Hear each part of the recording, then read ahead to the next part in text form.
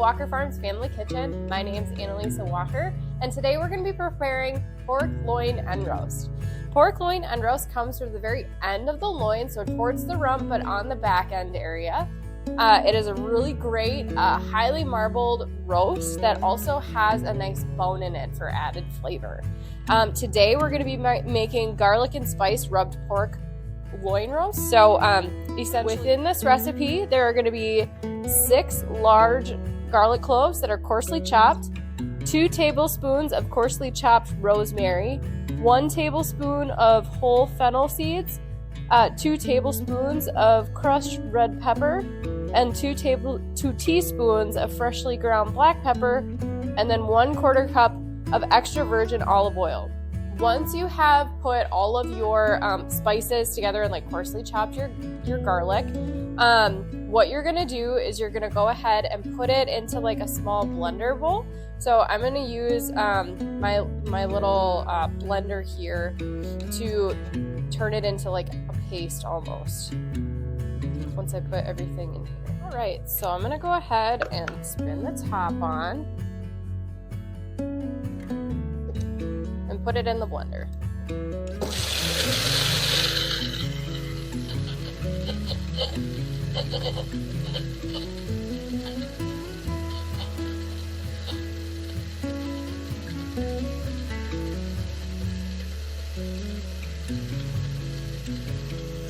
Now, once this olive oil with all the spices has been blended down into a paste, I'm gonna go ahead and I'll take the top off. And then I'm going to transfer my pork loin end roast from my cutting board here onto a pan. I like using a roaster pan that has the holes in the bottom of it because I'll put some water below it to keep it, it creates a lot of moisture within the oven and keeps the meat a lot more moist, and also makes the pan easier to clean after you're done cooking. So we're gonna go ahead and I'll just pour it over the top. And then I'm going to just rub it, massage it into the meat.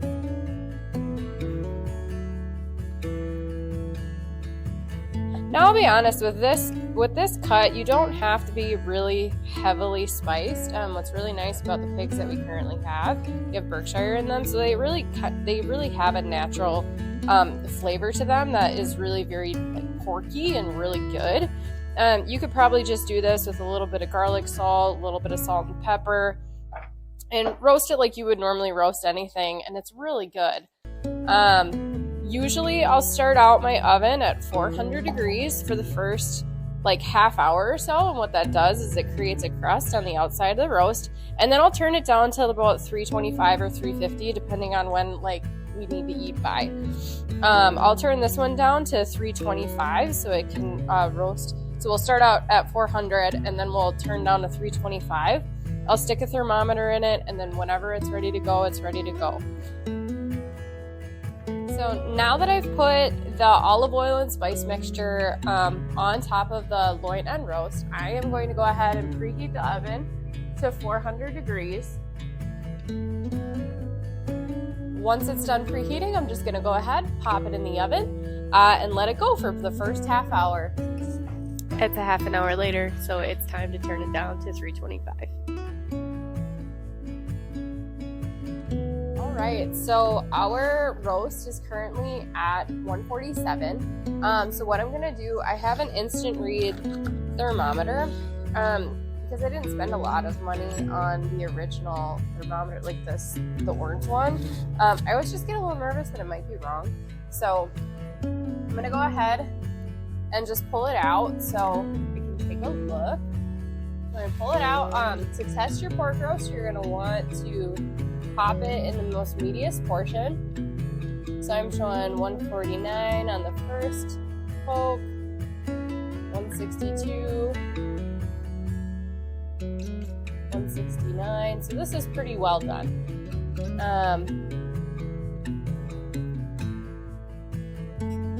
So there is something to be said about getting a good thermometer on your first purchase.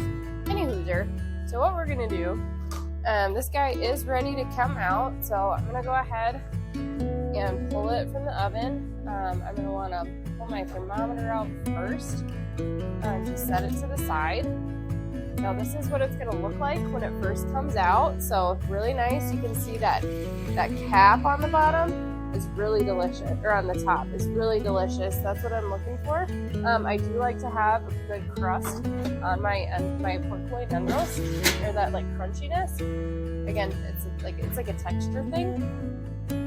And then what we're going to do is we're going to take tin foil and we're going to go ahead and cover it. So again, the reason that we cover it is to lock in some of that moisture. Excuse me while I struggle with this a little bit. And also keep it a little bit warm. It will gain in temperature as it rests, so it'll continue cooking and evenly distributing that heat throughout the roast as it rests. So that's another reason why it's really important to keep that heat trapped in there. We're going to let it rest for about 15 minutes and then it'll be ready to cut.